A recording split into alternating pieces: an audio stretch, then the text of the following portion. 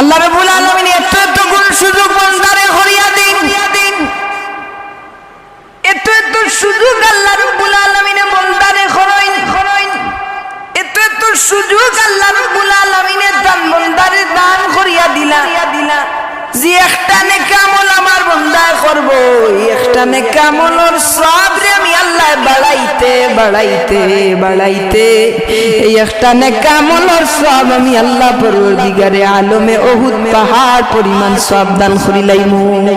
শুধু সব আর সব আর সব।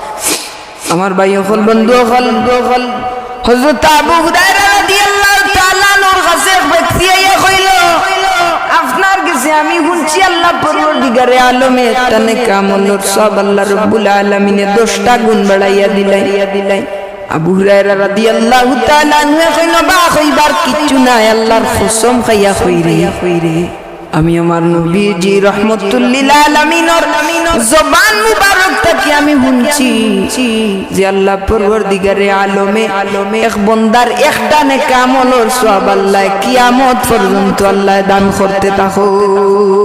ইনার লাগি আল্লাহ পরওয়ারদিগারে আলমে কুরআন শরীফের মাঝে কইনু দাইফা ওয়া ইউতিহি মিন লাদুনহু আজরান আযীমা।